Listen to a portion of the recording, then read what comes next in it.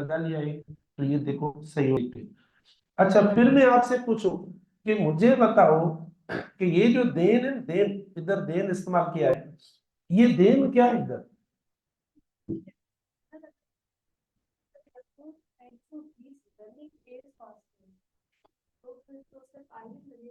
हम्म, सही है मना, ही इज रनिंग ऐसे। हाँ, भले वो मना दौड़ने के हिसाब से मना वो एक एक्शन दे ऐसा।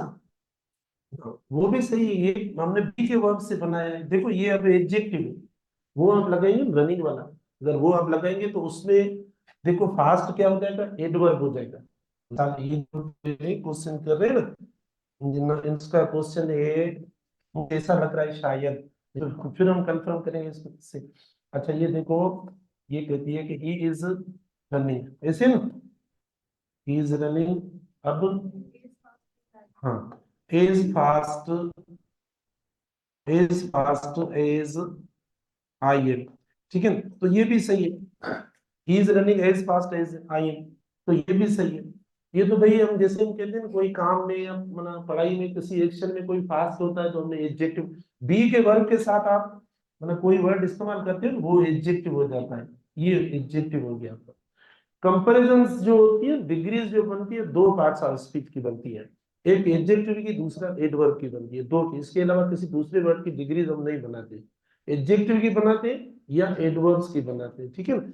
इधर देखो ये एडजेक्टिव हो गया, इधर देखो ये पास्ट जो है एडवर्ब के तौर पर आ रहा है, क्योंकि ये जो है ना, ये एक्शन वर्ब है, तो एक्शन वर्ब के साथ, एक्शन वर्ब के साथ आप जो वर्ड लगाएंगे वो एडवर्ब होगा।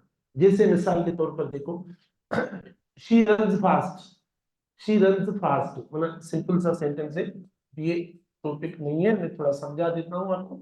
देखो ये पढ़ा है आपने, लगा लिया शी रन्स फास्ट, तो ये फास्ट क्या हुआ, एडवर्ब है, क्योंकि ये वर्ब जो है ना एक्शन दिखा रहा है दौड़ने का। अब अगर इस इधर आप करते हो उसको मतलब डिग्रीज में change, she runs faster than her sister, ठीक है, तो भी ये एडवर्ब है, क्योंकि ये जो वर्ड है एक्शन वर्ब है। बी के वर्ब के साथ एडवर्ब नहीं लगेगा, बी के वर्ब ना, भले ही इज फास्ट है या शी इज फास्ट, लेकिन वो एडजेक्टिव है, लेकिन एक्शन वर्ब के साथ आप लगाएंगे क्या, एडवर्ब इस्तेमाल करेंगे। तो बेटा देखो, मैं आपसे पूछा था कि ये देन क्या है, जल्दी जल्दी बताओ, शाबाश, कंजंक्शन है, ये प्रीपोजिशन नहीं है। हमें से कई इसको समझते हैं ये प्रीपोजिशन है। प्रीपोजिशन सब्जेक्टिव वर्ड्स के साथ नहीं लगता, प्रीपोजिशन किसके साथ लगता है, ऑब्जेक्टिव वर्ड्स के साथ लगता है, ठीक है ना, मतलब इसके बाद ऑब्जेक्टिव वर्ड आना चाहिए, तो फिर हम बोलेंगे कि ये प्रीपोजिशन है, लेकिन ये कंजंक्शन है।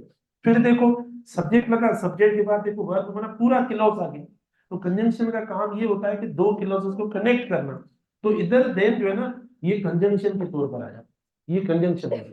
एक और उधर देता हूँ, इधर कोई मसला नहीं है, जल्दी बताओ। हाँ हाँ, इधर आपकी मर्जी है ना, मैंने कहा he is running as fast as I am, as I was, ठीक है ना, और एज आई हैव बीन, मतलब जिस वर्ब से आपने बनाया है, आप मतलब वो वर्ब्स का प्रेजेंट का फॉर्म या पास्ट का आप कोई भी लगा सकते हो, लेकिन सब्जेक्ट को देखकर, जैसा सब्जेक्ट होगा वैसा वर्ब वही देना, कोई मतलब इनकरेक्ट वर्ब मत देना बी का, जैसे he is running as fast as I are, sir आपने कहा है कि बी का वर्ब लगा तो हमने लगा दिया, नहीं, जो सब्जेक्ट की रिक्वायरमेंट होगी वो लगेगी, ठीक है।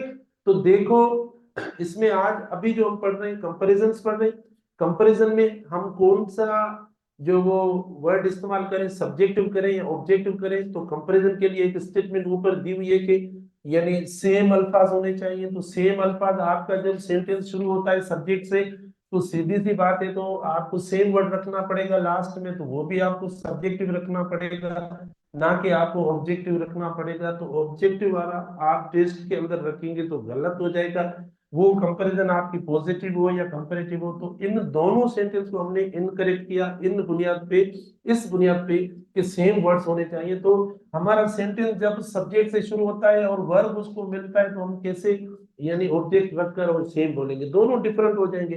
इसीलिए ये जो गलत हुए, दोनों सेंटेंस हमारे इधर गलत हुए, इसीलिए गलत हुए क्योंकि ये और ये दोनों सेम नहीं हो रहे थे। तो हमने देखो अब सेम है ना, दोनों सब्जेक्ट होने चाहिए।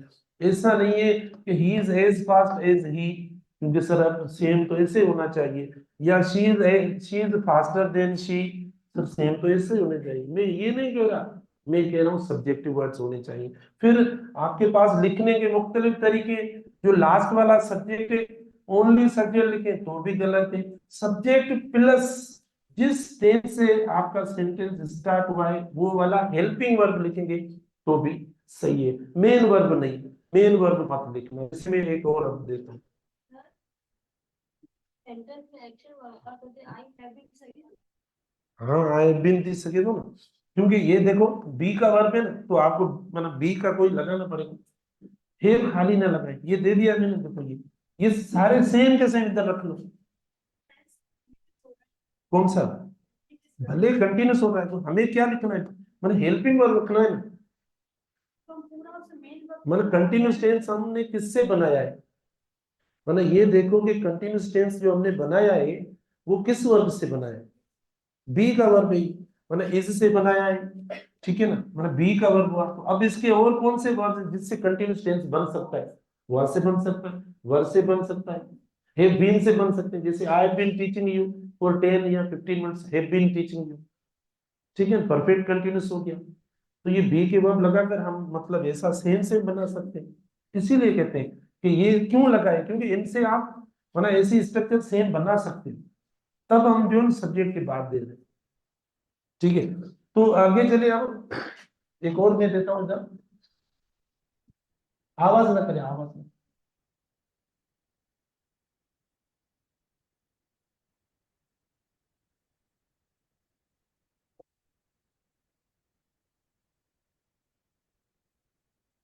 देर और बेटर, बस लास्ट है, उसके बाद आगे पढ़ते हैं।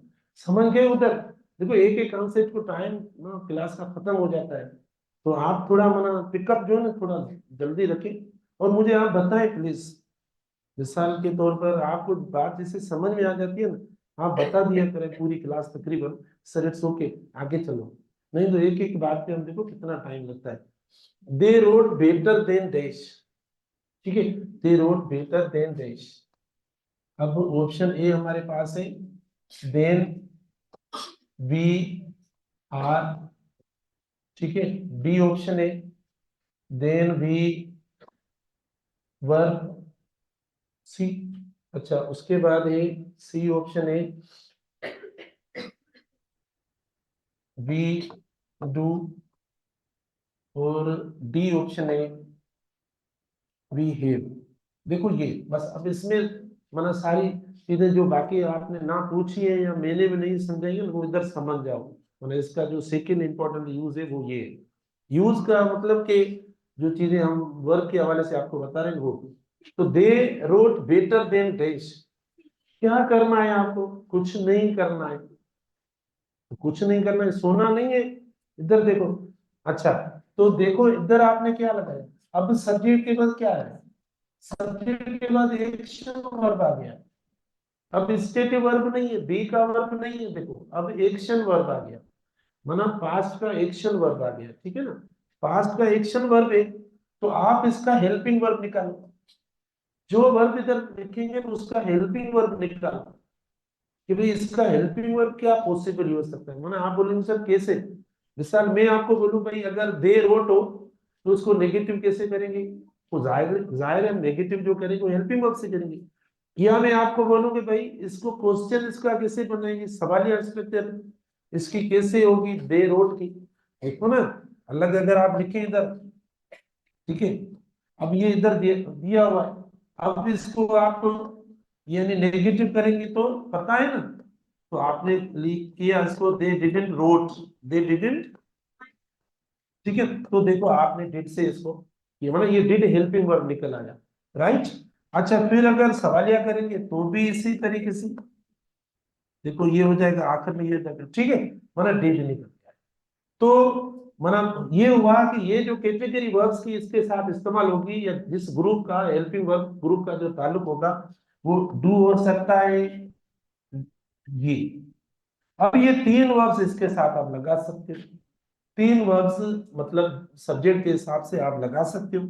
सीधी सी बात है, हमने वी दिया है तो डज तो नहीं लगेगा वी के साथ। बाकी आप डिड लगाएं या डू लगाएं दोनों सही है, क्योंकि हमने ऐसे टेंस में लिखा है। समझ में आ रहा है? ठीक है। अब देखो, दे रोट बेटर देन, तो ये पहला सही है गलत है? गलत है पहला, क्योंकि बी के वर्ब में नहीं लिखा है। अच्छा, अब बी सेकंड देखो, गलत है क्योंकि बी के वर्ब में नहीं है। अच्छा, सी देखो, सही है बिल्कुल, क्योंकि वो भले माना दे रोट, वो अच्छे माना लिखते थे, हमसे अच्छे लिखते थे, माना हमसे माना हमने आज वालों से कल वालों की जो वो बात की है, कंपैरिजन की है, तो हम कर सकते हैं। हम बोलते हैं कल वाला दिन सर अच्छा था, आज जो थके हुए हैं लोग। ठीक है, तो आप परसों आप बोलेंगे सर आज तो बिल्कुल दिल नहीं करता पढ़ने का, तो 6 दिन मना हम कुछ भी बना सकते हैं। तो बहरहाल ये देखो, ये सही हो गया। और ये फिर कोई परफेक्ट टेंस का वर्ब हो गया, वर्ब की थर्ड फॉर्म अगर हो ना तो हम लगा सकते थे इधर। तो समझ में आई बात? देखो मैं वापस एक लाइन में फिर वापस बता रहा हूँ बेटा, या तो इधर ओनली सब्जेक्ट लगा दो, they wrote better than we, तो भी सही है। लेकिन आप अगर सब्जेक्ट के साथ हेल्पिंग वर्ब ऐड करना चाहते हो तो यहाँ पर आपको टेंस को पहचानना होगा। जैसा टेंस होगा उसी टेंस का हेल्पिंग वर्ब लगाएंगे। मिसाल में इधर दे दूं, माना कोई डीई ऑप्शन दे दूं, देन वी रोट, या रोट या राइट में लिखूं, इधर देखो, they wrote better than we wrote, देखो ये रिपीटेशन हो जाएगी। ये वर्ब देखो सेम वापस आ गया, कभी नहीं होगा, माना ये भी गलत है। आप बोलेंगे सर सेम तो ये सेम है फिर, तो ऐसा नहीं होगा। तो ये एक बात हो गई, समझ में आ गई बात? अच्छा, तो यहां तक ये कंपैरिजन वाली बात हुई। अच्छा, अब इसको आगे नहीं, मैं एग्जांपल्स नहीं दे रहा हूं, मैं थोड़ी सी आगे कोई नया टॉपिक स्टार्ट करूं। अच्छा, उसके बाद देखो, कभी पता है क्या होता है, मतलब एक सब्जेक्ट हमारे पास एक होता है, हमें पता नहीं पड़ता सब्जेक्ट एक होता है, लगना भी एक चाहिए, लेकिन उसके साथ साथ हम दो दो सब्जेक्ट दे देते हैं। जैसे मिसाल के तौर पर देखो, यानी डबल सब्जेक्ट्स जो होते हैं, डबल सब्जेक्ट्स, हम यानी इधर देखो,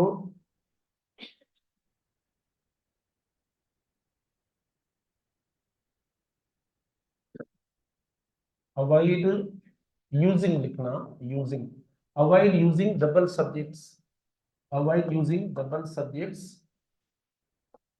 एट द सेम टाइम, ठीक है ना, विथ अ सिंगल वर्ब। मतलब एक वर्ब है और आप दो सब्जेक्ट दे रहे हो, हमें पता नहीं पड़ता, मतलब वो इस तरीके से सेंटेंस के अंदर मर्ज किए हुए होते हैं, या सेंटेंस पे ऐसे अंदर माना मिस्टीरियस होते हैं, छुपे हुए होते हैं, कि हमें लगता है कि सेंटेंस सही है, क्योंकि हम जो भी सेंटेंस करेक्ट करते हैं या चूज करते हैं, हमारी लैंग्वेज नहीं है ना, हम तर्जुमा करके पहले तर्जुमा करते फिर ऑप्शन पे टिक लगाते हैं, तो हमें तर्जुमे में जुमले तो सही आ जाते हैं। तो ये क्या कहता है, avoid using double subjects at the same time with a single verb, verb नहीं दिया, सिंगल वर्ब के साथ डबल सब्जेक्ट्स जो है वो अवॉइड करें। मिसाल के तौर पर देखो, इधर हम लिखते the my car, my car it is, देखो my car it is parked outside, देखो my car it is parked outside, तो हमने देखो मतलब इस्तेमाल कर लिया। ठीक है, my car it is parked outside, या my car that is parked outside, my car that is parked outside.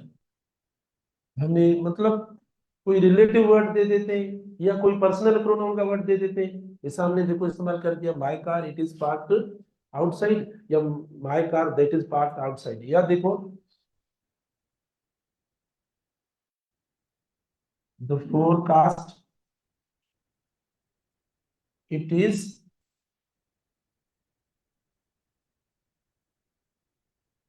देखो the forecast it is predicted.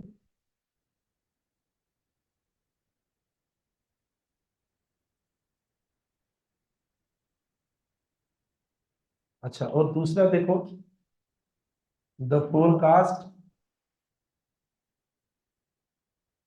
That is या विच इज, जो भी लगाओ, ठीक है ना, हमने देखो ये इस्तेमाल कर लिया। The forecast it is predicted, adverb क्योंकि एक्शन वर्ब है और इधर रिएक्शन वर्ब है। अब दो सब्जेक्ट कौन से बताओ, देखो एक हमारा ये सब्जेक्ट हो गया, ठीक है, दूसरा देखो ये सब्जेक्ट, दो दो सब्जेक्ट हो गए, हमने दो सब्जेक्ट इस्तेमाल करते हैं, लेकिन वर्ब कितने हैं आपके पास? आप बोलेंगे सर एक वर्ब ये पढ़ा है, दूसरा वर्ब ये पढ़ा है, दो वर्ब्स पढ़े, नहीं ये एक ही वर्ब है, ठीक है, दो वर्ब्स नहीं, एक ही वर्ब है, देखो ये एक ही वर्ब। तो अब एक गलत होना चाहिए, एक सही होना चाहिए, अब पता नहीं कौन सा गलत करें कौन सा सही करें ये पता नहीं है, ठीक है, ये भी है ना। फिर दूसरा क्वेश्चन क्या है, दूसरा क्वेश्चन ये कि सर कोई भी एक सब्जेक्ट रखें दूसरा हटा दें, कोई भी एक सब्जेक्ट रखें दूसरा हटा दे, तो कोई थोड़ी बात होगी कि कोई रखे दूसरा हटा दे, ठीक है ना, अब ऐसा भी हमें नहीं करना चाहिए। तो देखो इसी में से जो ज्यादा सुटेबली जिसको हमें हटाना चाहिए, ठीक है ना, वो कौन सा होगा, एक टू होगा, क्योंकि मतलब ये तो कम से कम एक सेंस या वाजे मतलब या मीनिंग तो दे रहा है ना। तो आप इसको प्लीज हटा दो, ये इनकरेक्ट है, my car is parked outside, it is parked outside लगाएं कब, जब नाउन पहले आया हो, माना ये हम इस्तेमाल करते हैं नाउन की रिपीटेशन को रोकने के लिए। तो आपने नाउन अभी पहले दिया भी नहीं है, लेकिन आपने डायरेक्ट इट लगा लिया, किसी कॉन्टेक्स्ट में कहीं भी नजर नहीं आ रहा, तो इट किसके लिए हमने इस्तेमाल किया, तो इसीलिए नाउन को अब छोड़ो, प्रोनाउन को हटा दो। तो कभी ऐसे कई ऐसे सेंटेंस आते हैं जिसमें मतलब दूसरा सब्जेक्ट जो है हम लगा देते हैं, my car it is parked outside, तो देखो ये गलत हो गया, एक ही हम रखेंगे। या देखो इधर दैट इस्तेमाल कर रहे हैं, भाई दैट इस्तेमाल होता है, रिलेटिव प्रोनाउन होता है, लेकिन ऐसे इस्तेमाल नहीं होगा जैसे हमने फॉरन सब्जेक्ट के साथ साथ देखो दे दिया। जैसे आप देखो my car that is parked outside, चलो आप कहते हैं सर इसको हम सही करना चाहते हैं, तो दैट की जगह पर आप विच लगा लो। अगर आप में से कोई स्टूडेंट क्वेश्चन करे सर हमने ऐसे पढ़े भी हमें पता है, तो मतलब ये जो कार है इसको आप विच दे दो, दैट की बजाय विच ज्यादा सूटेबल है, ठीक है। तो अगर मैं विच इधर लगाऊं, my car which is parked outside, आगे आपको वर्ब देना पड़ेगा, नहीं तो गलत हो जाएगा। देखो मैं बता देता हूँ verbal, my car which is parked outside looks, ठीक है, लुक्स ब्यूटीफुल लुक्स अट्रैक्टिव, ये लुक्स आपने किसको दिया फिर, विच को दिया, क्योंकि आपके आपने दूसरा सब्जेक्ट रखा तो उसको आपने लुक दे दिया, तो फिर आपको दो वर्ब रखने पड़ेंगे, दो वर्ब दे दो, तो इधर तो आपने देखो एक वर्ब के साथ दे दिया, तो ये मतलब हटाओ, फिर वो जब टॉपिक आएगा देखेंगे। इसी में बेटा वो सेम सेम बात है, देखो हमने फोरकास्ट इज प्रेडिक्टेड बैडली, देखो इसमें भी देखो। तो ये अगर आप देना चाहते हो तो कामा वगैरह लगाकर फिर आगे जो है ना, आगे आगे आपको वर्ब वगैरह लगाने पड़ेंगे, मतलब कोई कंडीशन बनानी पड़ेगी, एक वर्ब के साथ नहीं होगा, एक वर्ब एक सब्जेक्ट, दो सब्जेक्ट दो वर्ब्स, मतलब ये इसकी मिसाल है, ठीक है, ओके।